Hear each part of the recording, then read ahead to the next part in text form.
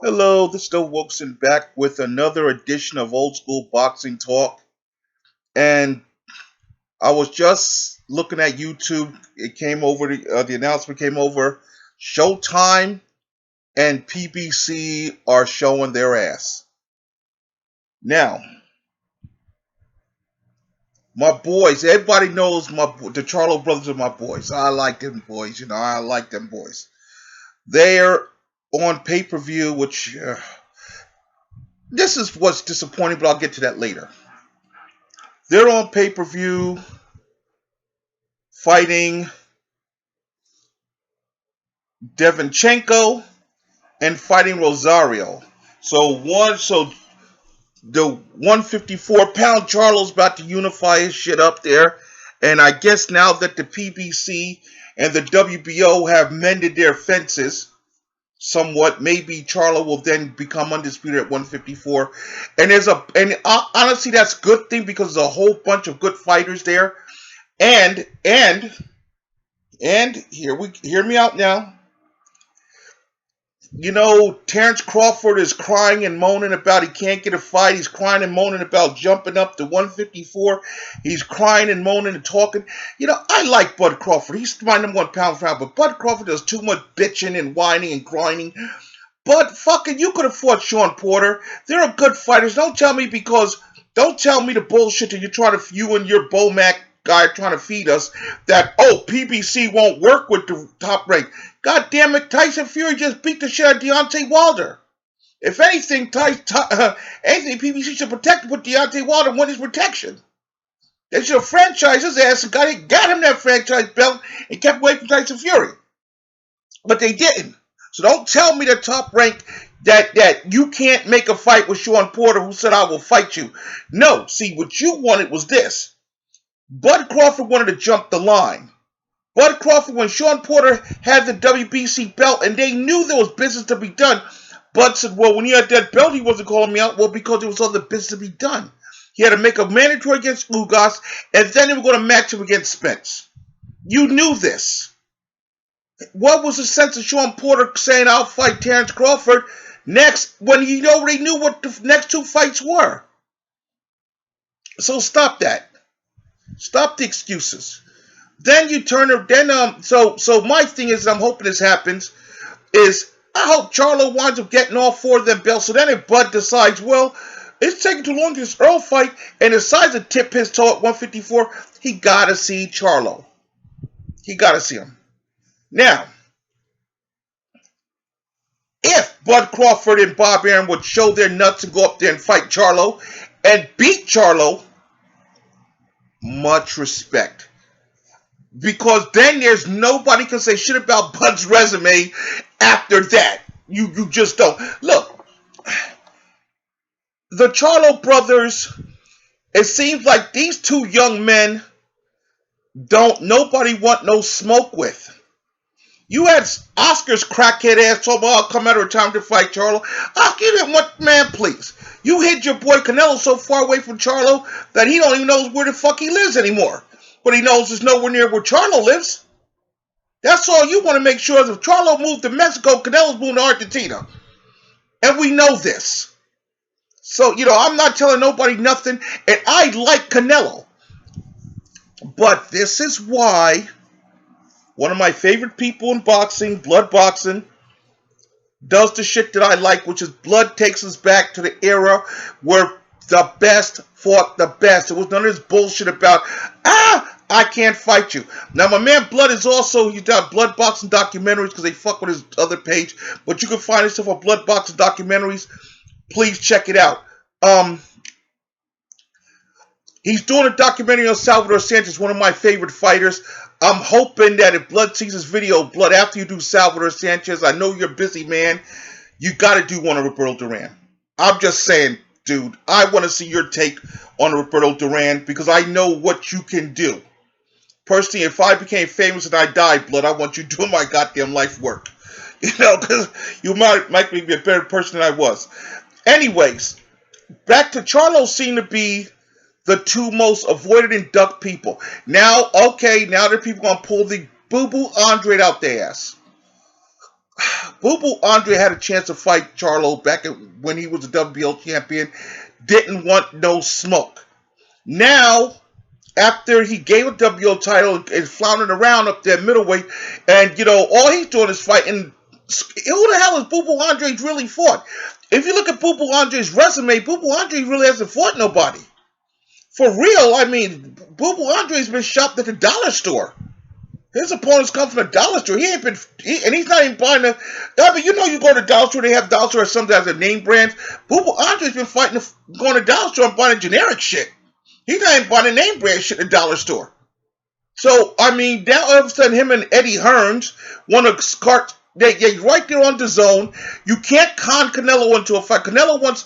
Look, after Floyd Mayweather beat Canelo, the most dangerous fight Canelo took after that Mayweather fight was Anasari Lara. And Oscar De La Hoya didn't want that fight.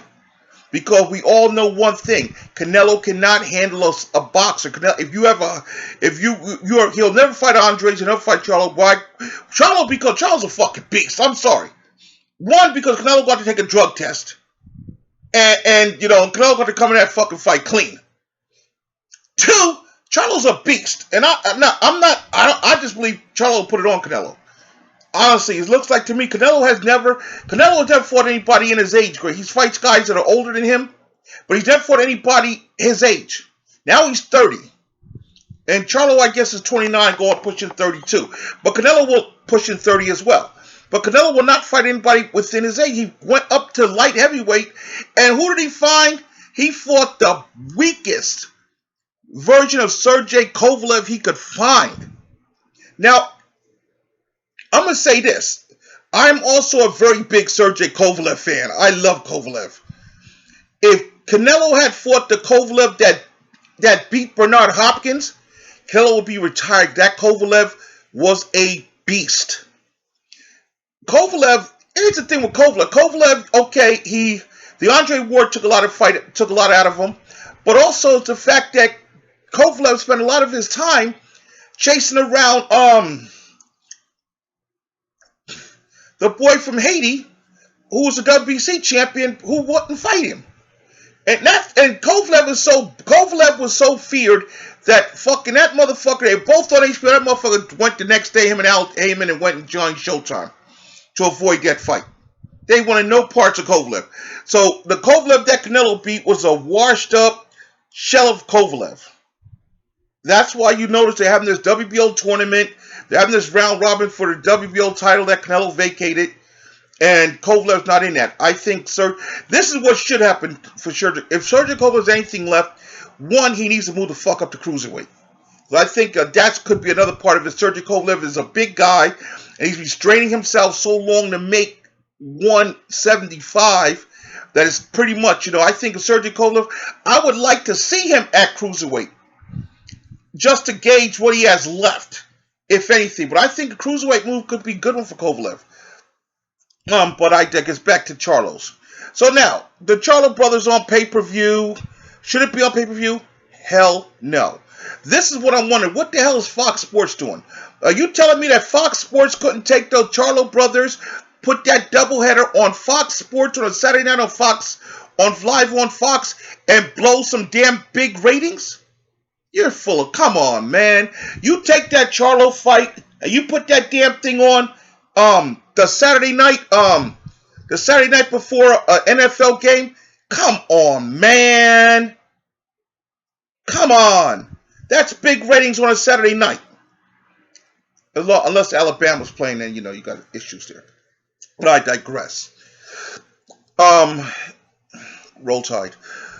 I don't like the fight on pay-per-view. I don't like that fight on pay-per-view.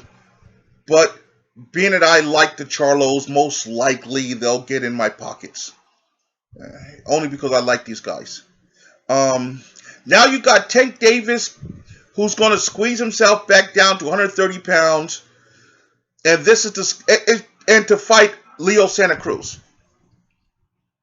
Hear me out before I go on a rant here, because I'm going to go on a rant. I don't mind a fight at 130 because I think Tank's little ass, if he was disciplined, would have no problem making 130. I think the problem with a lot of today's fighters are They're, say what you will about Floyd Mayweather. Floyd Mayweather lived the life of a fighter, inside and outside the ring. The problem with these kids today, whether it be Earl Spence, Tank Davis, a lot of these kids, they don't live the fighter's lifestyle. They're out there drinking and blowing up in weight between fights and this and all that. You can tell the fighters that are dedicated to the sport. The Charlo brothers, I love them because you'll never know bullshit with the Charlo brothers. Oh, we can't make weight. Them brothers live a fighter's life. Them brothers live a fighter's life. They ain't out there getting drunk. They ain't out there just eating 40, 50 steaks. They can do it, but they're not. They know how to live, and they know how much weight they want to gain. They probably don't gain no more than 10 pounds over their weight limit. So I would say, my guess is that they gained probably about 10, 15 pounds over their weight. And because because the way these cats work out year round, even during the pandemic we're going through, they showed videos of Charlo putting in work. So I don't know if them brothers blow up that big between fights. I don't think they do. But the point of the matter is, you ain't heard no shit about the Charlos having problems making weight. You haven't. And the reason for that is because them brothers stay ready, they stay in shape, they take care of themselves. Now Tank Davis is going to put down the vodka, put down the stuff that he likes to eat, and he's going to squeeze down to 130. Probably if Tank's smart, hire a nutritionist, Tank, because you didn't look good against Yuri Gamboa. You did not look good, and you didn't look good. Now here's my rant. They're going to fight for the WBA junior lightweight and the WBA regular lightweight title. Yeah, I know Sugar Ray Leonard did this when he fought Donnie Lalonde. They fought for the WBC super middleweight title and the WBC light heavyweight title. And it was a shitty thing then. I didn't like it then. It's a shitty thing now. But hear me out now. Donnie Lalonde was legitimate. Johnny Lalonde was a lineal light heavyweight champion when he fought Leonard. And being the WBC had just got into the super middleweight division, Leonard was the winner would become the very first champion of that weight class. So I can agree with that. Here's what I don't like about this fight with Tank and with this fight with Tank and Leo Santa Cruz. I think it's going to be an action fight. It's going to be a hell of a fight. It is no knock on Leo, no knock. My knock is here. WBA Junior Lightweight Championship. Is this the super title? Is it the regular title? I think somebody has the regular title, so I guess this is the super championship. Excuse me if I'm just confused about what title. And then you have the lightweight, the regular lightweight, because we all know Lomachenko is the super champion.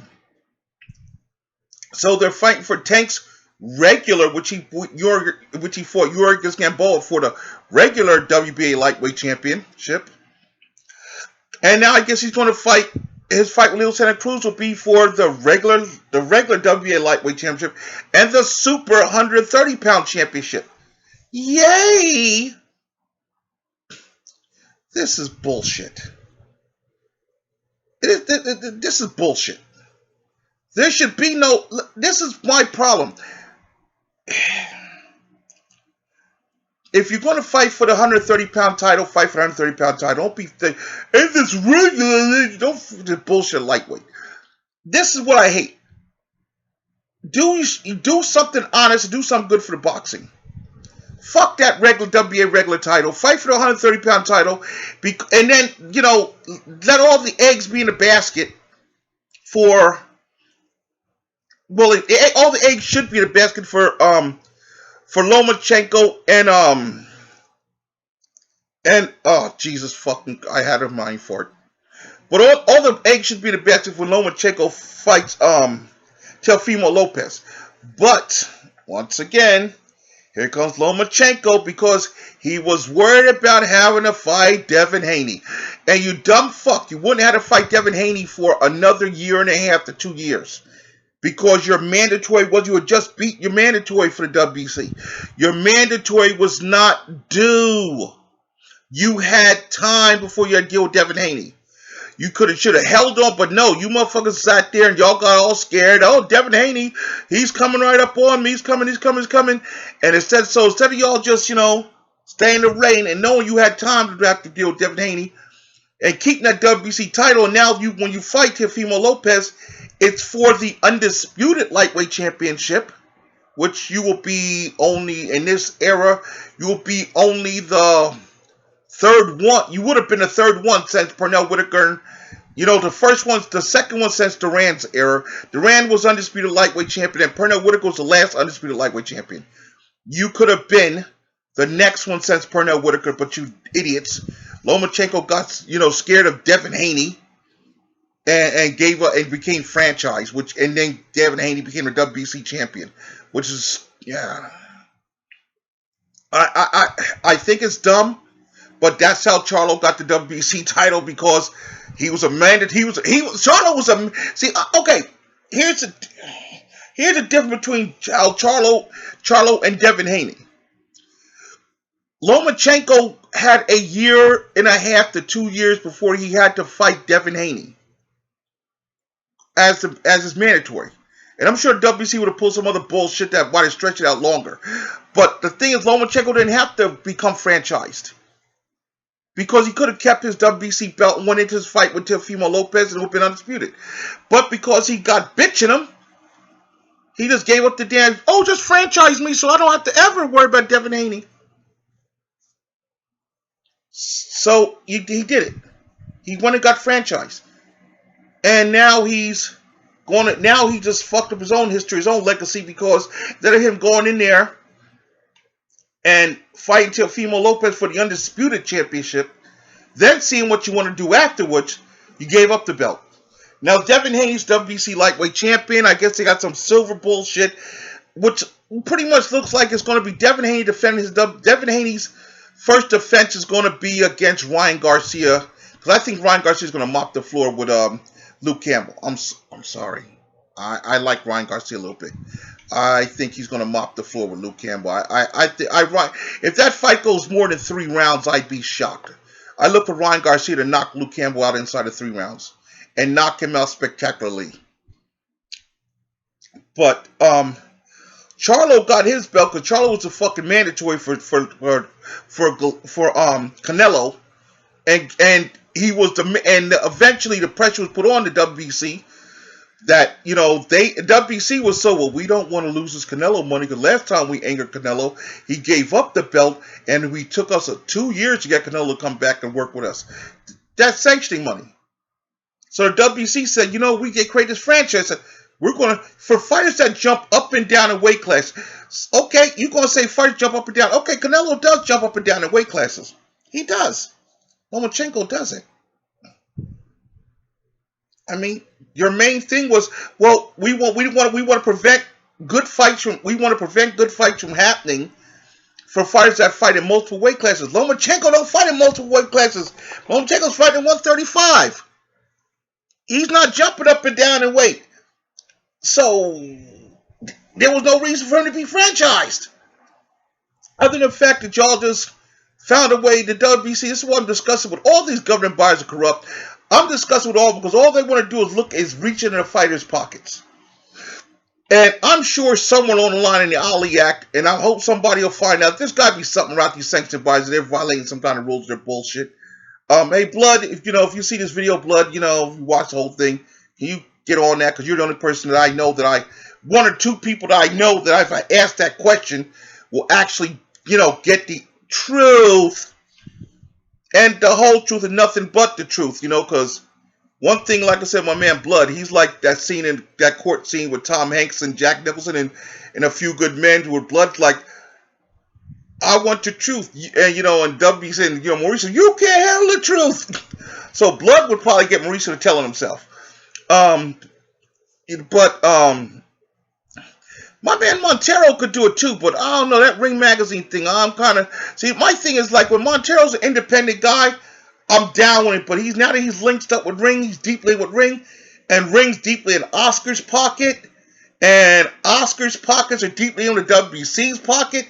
When it comes to a lot of shit with the WBC, I don't know if I want to go to Montero because Ring Magazine is taking money from the from Golden, is owned by Golden Boy, who takes money from the WBC. I don't know. Mike might not be able to, I mean, it's not like Montero wouldn't do it, but the powers that be might be, look, Mike, we don't want to touch that. There's too much money floating around to touch anything negative on the WBC. Now, I could be wrong. I could really be wrong. And maybe Michael Montero's like, nah, fuck that.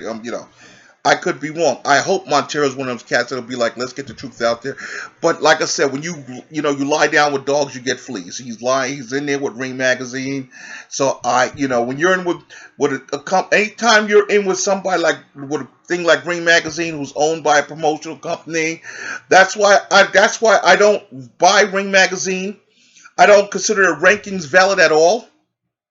Theirs or ESPN's. And here's the reason I don't consider either Ring or ESPN's rankings valid. Because your rankings that you do, you're doing them at the behest of the people they benefit. ESPN's rankings are at the behest of Bob Arum and Top Rank. Ring Magazine's rankings are at the behest of Golden Boy. Now, you can sit there and try to lie to me and tell me it's a separate entity, it's all this and that, but come on. I've seen their rankings. I've seen how they do things. I mean, look, Dan Raphael was not one of my favorite people, but Dan Raphael, once in a great while, would tell the truth. And I think Dan Raphael told too much truth that Bob Arum didn't like. So Bob Arum told ESPN, I think, we need to get rid of Raphael. And Max Kellerman has totally no credibility with me at all anymore. Because when Max first started, Max was the shits. Max was good. Once Max got in with HBO, he became a company man then. Now HBO's out of business. He's on ESPN. He's a company man touting the company line. It's a matter of we need more people that aren't getting financially, that have no financial interest in lying for these promotions. We have too much going either way. There are some people that are so PBC and have such a PBC bias that everything outside of PBC is wrong. Then you got the ESPN people, you got the Golden Boy people, you got you got all these factions. See, I'm a fan of the sport of boxing. Fuck Eddie Hearns, fuck Oscar De La Hoya, fuck Bob Arum, fuck Al Heyman. But before any of these motherfuckers was there was boxing. And when these motherfuckers are all gone, there will be boxing. The one man that I'm sad to see out of the game is actually Don King. Don King is the one cat I'm sad to see out of the game because Don King made the game interesting. And one thing about Don King is my favorite pay-per-view cards were put together by Don King because Don King would stack a pay-per-view card. There was no bullshit fights in there with Don King. Don King would put the best guys in the stable against the best. You didn't have, it's got some, these cats now, there's this new era since Don King left is, that where the top guy gets all the money and there's no money left for the other guy. And that's a Floyd Mayweather bullshit. Where Floyd took all the fucking money for himself, so you couldn't put any good fight. And Floyd wanted to be the star so bad, you couldn't put anything good on underneath. Maybe one quality fight underneath. You couldn't really build a whole card with having quality stacked fights underneath. When Mike Tyson was at his height, Don King was putting the Hawk. He was putting Simon Brown versus Maurice Blocker. Tito Trinidad was on some undercards. Julian Jackson was on undercards. Don King didn't give a fuck. Don King stacked those cards. Stacked them. And when you paid your $45, $50, you got your money's worth. Got your money's worth. I have never bought a Don King card and not been happy. Never. The last Don King card I remember buying was the one that had Bernard Hopkins on it. You had Bernard Hopkins fight. I think he was defending the middleweight title. You had Zab Judah defending the WBO title. That's the night Corey Spinks beat Margarito to unify the welterweight title. That was a stacked card. And there was another heavyweight fight. I think John Ruiz might have been on that card too. But the point of the matter is, it was a stacked. Don King stacked that fucking card, and it was worth my money. Today's promoters, go back to that, man. You can make money on pay-per-view, and you know how you're going to make money on pay-per-view. If you're going to charge me $70, $80 for high def, give me something. What you're getting now is you're getting bread, a piece of meat, and maybe some cheese. When Don King was giving you bread, cheese, bologna, salami, 2 pieces of thick bologna, Don King was just feeding you a fucking sandwich. These motherfuckers, they give you, they give you this fucking piece of bread. They give the shit that you, like them old school box lunches.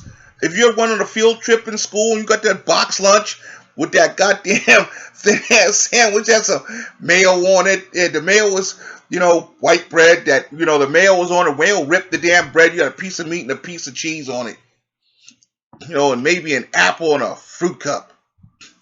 And that was your damn lunch. And and a little thing of milk. That's what the fuck they're giving you now. That bullshit. Don King was giving you a goddamn meal, and you was worth it. And that's why Don King made a shitload of money on his pay-per-views, because he gave people their money's worth. My advice to Tom Brown, who pulls for PBC, Cheap Boy Aaron, who's been around long enough to know how to do the deal, but Bob's always been a cheap bastard. Oscar and his people in Golden Boy. Eddie Hearn does a pretty good job now. He hasn't done a pay-per-view, but his cards are on the zone. I will give Eddie Hearn some credit. Eddie Hearn does a pretty good job. Because a lot of them local fighters, that's one thing I'm going to miss about giving up the zone, is miss all those local UK fighters. A lot of those UK fighters. Eddie Hearn does a pretty good job with some cards. But a lot of you other American promoters, man, y'all need to go back to using the Don King method. If y'all use the Don King method of putting together pay-per-views and promoting pay-per-views, y'all would make money. You people could have made a shitload of money, more money than they made, because everybody, you selling a main event. Okay, you selling a main event, but what are you going to put? But when you come back, how do you get them people back in there? Because y'all were lucky that Tyson Fury's such a galvanizing guy that y'all made the money y'all made off that second fight, because the pay-per-view itself was bullshit. The first one was bullshit. The second one wasn't that good. As far as the undercard. Y'all need to sit there and start putting some top quality fights on these pay-per-views. Load these cards up, man. The Charlo, and you're going to see a difference with the Charlo pay-per-view, because you got both the Charlo brothers putting championships on the line. I want to see who's under that. I want to see what they do with Tom Brown or whoever the hell PBC, whether it's Tom Brown doing it or whether it's the PBC uses a bunch of different promoters, Lou DiBello, whoever the hell's doing this paper card. I want to see what the hell y'all gonna put underneath there. Give me, you got 4 or 5 pay-per-view card. Give me elite. Okay, I got 2 title fights. Okay, give me something else. Why don't you put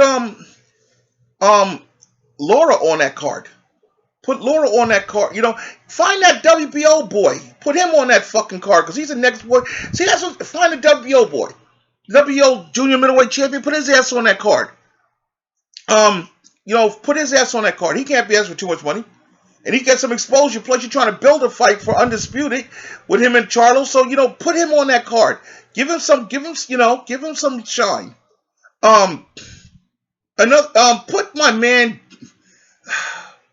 Look, Gary Russell Jr. is one of the most talented fighters in the world, man. That motherfucker comes out like the groundhog. Put Gary Russell on his fucking card, man. Put Gary Russell on here against somebody. Shit, come on, man. Put Gary Russell on this card, defend his title against somebody. Put Gary Russell on this card. Load the card up. I'm not saying get all your top, but I'm saying Gary Russell, the IBF champ, the WBO junior middleweight champion. Put him on there. You got the Charlo brothers. There's a damn loaded pay-per-view. 4 fights, 4 damn good fights. 4 damn good fights. It gets this boy recognition, gets this eyeballs on this boy, because when you want him to go in there and fight Charlo next to Undisputed, you want somebody to know who the fuck he is. So this helps him out. Put him on the damn card. Start putting some fights on these damn pay-per-view cards. Tank Davis, Leo Santa Cruz, okay? And once again, Mayweather's involved. They're probably all the money's going to go between Mayweather, Tank. Leo Santa Cruz going to scrape out some bucks. But you're going to get a shitty pay-per-view card. Wrong. You don't need to take all the money. This is the problem with these guys. They want to take all the money and not think about the future. Give Tank about 5. Tank 5, give Leo Santa Cruz 3. That's 8. Now you turn around and you got other fighters at that weight class. Come on, start giving somebody some fights. It used to be not only did you have good fights on the pay-per-view, but a lot of times you had the other fighters on the undercard. They were future stars that you were building to become stars. That's how Canelo got where he is, because they put him on, when Floyd was working with Golden Boy, they put Canelo on Floyd's undercards. They didn't pay Canelo a whole hell of a fucking lot. Canelo didn't really get paid until he fought Floyd. But the point is, he got noticed. Danny Garcia fought Lucas Matisse on the undercard of Floyd and Canelo. He didn't make a whole shitload of money, but but he got noticed, and it helped Danny's stock go up. When you have stars, like the Charlo brothers are stars, it's time to put other stars. This card here, the Charlo brothers, bring the IBF junior, bring the WBO junior middleweight champion, put his ass on there, and bring my boy Gary Russell out of his damn COVID-induced bring him out of his damn thing and put Gary Russell the fuck up on there. Give us a damn good card there. The shit with Tank, only reason I wouldn't flop it, because here's the reason. I would think about flopping, but I realize this isn't going to happen. Being it's at 130, and I know it's not going to happen, I would say, you know what, maybe put Gary Russell on Tank's card, maybe have Gary fighting over at 130 pound fight at 130, but I know there's no sense in that, because one, I don't know if Gary's going to 130, 2, I don't know if Tank looks like he's, gearing up to go to 135. And Leo Santa Cruz is nowhere near. Leo Santa Cruz wants no parts of fighting Gary Russell. And of course, the WBC champion Burchelt is top ranks guy.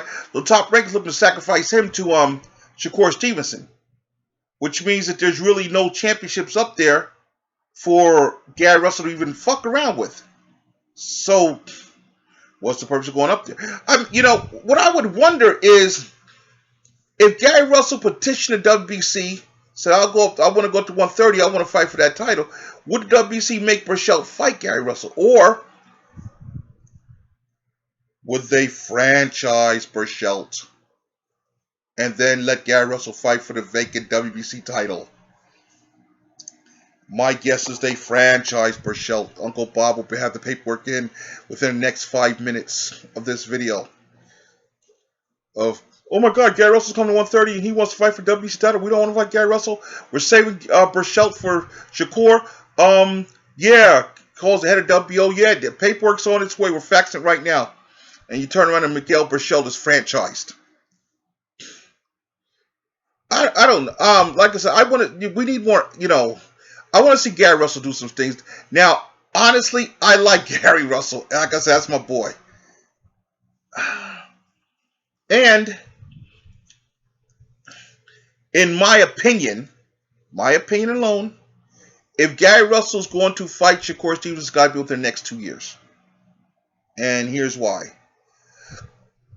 If Gary Russell fights Shakur Stevenson after 2023, that's if Gary's still in the business, he's going to lose.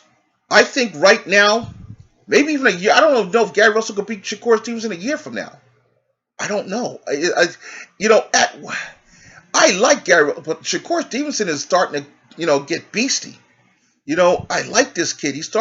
When Shakur Stevenson first started, I really wasn't too high on him. He didn't really impress me. But then Shakur Stevenson, I watched him more and he started getting into his man stretch. He started, doing, I'm like, okay, all right. I started watching his stats. I'm like, oh, this kid got something. And I watched Gary's last fight, and you can see the slippage with Gary. You can see Gary's kind of, we've missed prime Gary Russell Jr. Once a year, it's just not going to cut it. We miss his prime, so, but I respect Gary Russell. It's going to take a hell of a fighter and a hell of a night to beat him. But we've gone 35 minutes. That's my video for now. The last time I did this damn thing, I didn't save it. That sucked. But yeah, like I said, if you want some real legitimate stuff on boxing, blood boxing documentaries, check that out. Always check out blood boxing documentaries. Anything Blood does, you really want to watch his videos, because if you haven't, go back to his blood boxing retro. Go and just look up blood boxing on YouTube. Check out his videos. They are the best video. His Pernell Whitaker series. I think we got season. I think he did part 4 of Pernell. And he's got another part to go of Pernell. He's doing Salvador Sanchez. Blood did the I've done this on this page here, where I've gone through the heavyweight division from Ali to current. And Blood did a video on the heavyweight division from after Ali retired and vacated the WBA title to, and then it starts with Holmes versus Norton and going all the way through to 1982. From 1980 to 1982, where he's ended, which is after Holmes, after Holmes, he ended it with Holmes versus Randall Tex Cobb. So 83, but it's a brilliant video. You got to see I got to see a lot of old footage of fights that I seen that I fucking forgot I seen. It was just awesome. Those old NBC, hearing Dr. Ferdy Pacheco, and yeah, Blood is just freaking awesome. If you get to see this documentary he's got coming up, please check him out. I don't endorse a lot of people, but Blood is one of them people that I really endorse because he's the truth. I respect the sport. I love the sport, is my passion. And I'm not one of these people that are, like I said, a lot of these people that I see, they're just set up that they're in this camp or this camp or this camp. I'm not in any camp. I'm just in a camp that I want to see the best fight the best. That period. I'm not a guy that I don't care what color your skin is. I don't care where you come from. My only thing is, if you can fight, you can fight. And if you can fight, I will watch you. I will watch you. If you can fight, I will watch you, and I will talk about you. I will point out the good. I'll point out the bad. I'll point out the ugly. But if you can fight, I will talk about you. And I will talk about your skill set. And I will talk about what you do. I like Lomachenko. I like Lomachenko. My funny thing is, I know I'm going long again, but hell, I gotta finish it. A lot of people in my comment section have said to me that I'm anti-Golovkin. That's not true. My problem with Gennady Golovkin is the same problem I have with Canelo Alvarez. Gennady Golovkin, when he was the middleweight champion early on, there wasn't a whole lot of contenders. All those guys were at 154. But the minute those guys at 154, Charlo, Andrade, Laura's been calling Golovkin out forever. Golovkin, he was trained by Abel Sanchez. Abel Sanchez said, we'll fight anybody from 154 to 175. Abel Sanchez said this. Now, when he got caught up by Anasari Laura's a nobody. What they were hoping to do, and HBO's own dude, they were hoping to poach Floyd's little ass to jump up there and fight Golovkin. And Floyd's like, for what? What's at stake? What do I get with beating this guy? Because Floyd Mayweather knew what everybody else knew. This guy is all paper. This guy is all straight up and down, no special effects. He hasn't really fought anybody. And let's just say, Shits and giggles. Floyd Mayweather got bored and said, fuck it, I'll go out there and I'll fight Golovkin. Well, then Floyd goes up there. Golovkin gets the biggest paycheck of his life. Floyd beats up Golovkin for the, hold on a minute, for the WBA title. Okay, Golovkin was undisputed then.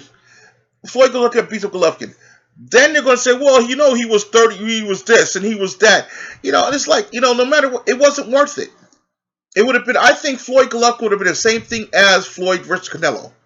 Just Floyd standing there outboxing a guy, not running. Floyd didn't run from Canelo. Floyd outboxing him, seeing what Golovkin, once Floyd figured out what Golovkin had, he just outboxed him, and just, it would have been 12 rounds of a 12-round boxing clinic. My problem with Golovkin, aside, is that when fighters that were closer to his size wanted to fight him, he said, no mas. Andre Ward wanted to fight him.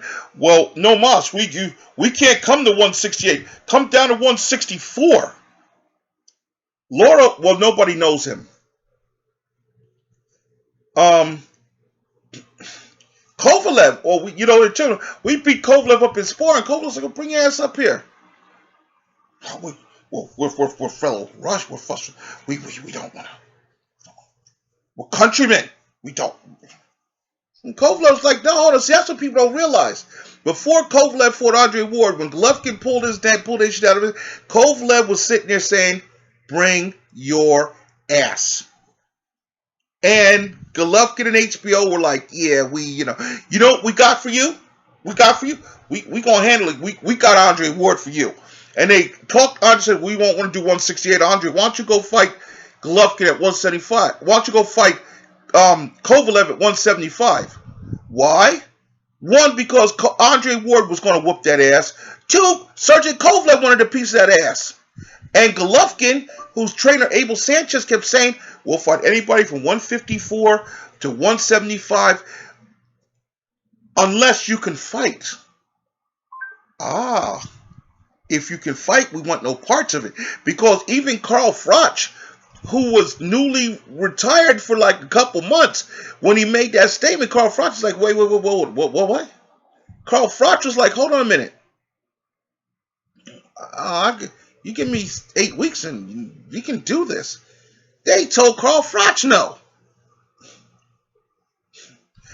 So that was my problem with Golovkin, was your trainer sat out there and you never, ever came out and said, well, you know, I don't agree with all that, where, you know, because then when the heat got on, all of a sudden, when Kovalev's calling your ass out, and Carl Froch is like, well, I'll put his retirement on hold, and Andre Ward's like, yo, we'll take a piece of that. All of a sudden, you say, well, we just want to unify 160. And HBO and Jim Lampley, why are they bullying him? He just wants to be the undisputed middleweight champion of the world. Wait, hold on a minute now. You were just saying, and you saying everybody ducking this cat, and now all of a sudden, he getting picked on? That's my problem with Kovalev. And Kovalev is shown when he fought Canelo the first time, he got a draw. Fight was close, man. Second time, Canelo won. Then he went and fought this kid. Then after the second Canelo fight, he took off for a while, whatever, because him and Abel went through some issues, whatever. No, he came out. Matter of fact, he ducked Devinchenko, lost the IBF title for ducking Devinchenko to fight Vanes Monterosyan. Because the second fight, Canelo got pushed back. Canelo got caught with the PEDs. Canelo got caught PEDs. And the fight got pushed back, and Golovkin could have fought his mandatory, which was Devinchenko, but chose to fight Vanes Monterosyan, who had been sitting home for 2 years, and it was a whole division below him. And got pieced up in the beginning. First couple minutes of first round, Vanes Monterosyan pieced him up. And then, of course, he put Vanes Monterosyan away. And then, of course, he got the rematch with Canelo, where he lost. He pouted over that. Him and Abel said, yeah, we lost that fight. Then he decided to fire Abel, because Abel said, yeah, we lost the fight. Like the crying little bitch he is. Now, then he fought Steve Rolls, who for a couple minutes of the first round, again, was piecing him up.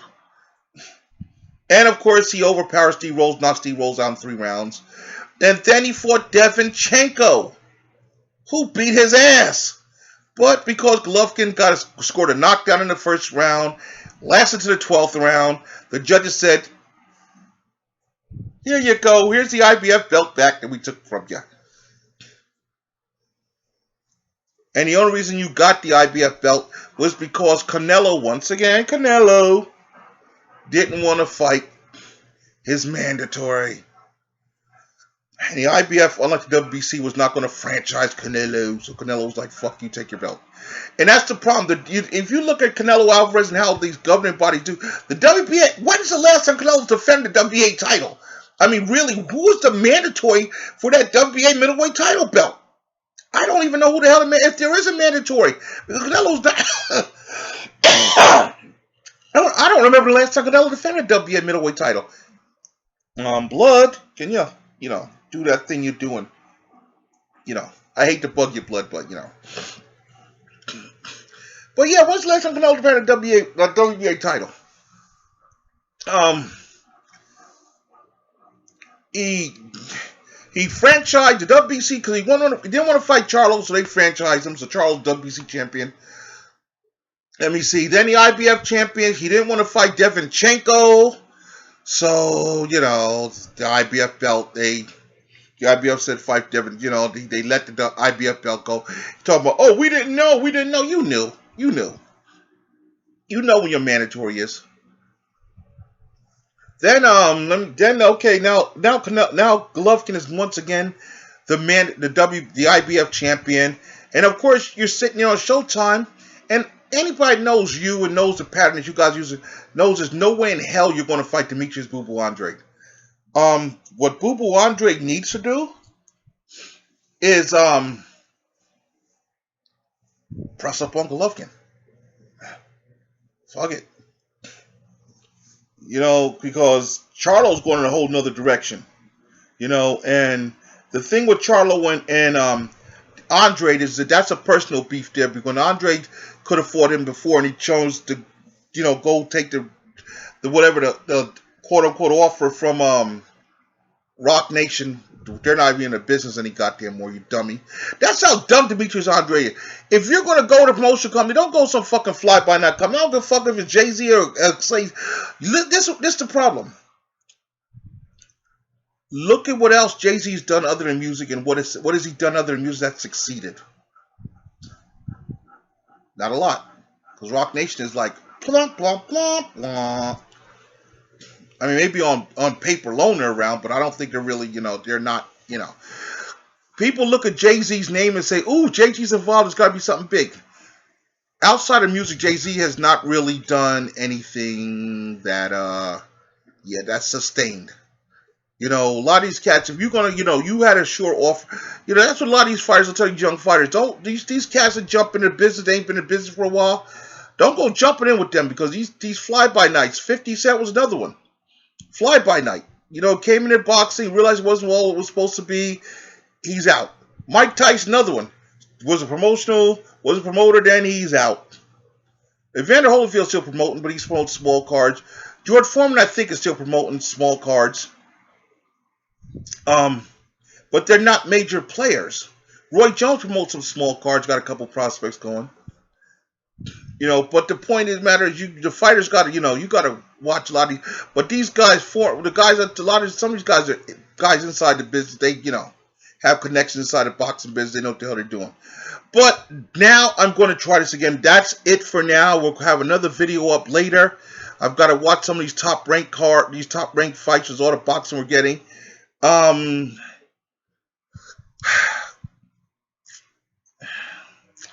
Yeah, it's boxing, and I'll watch it. It's not that great.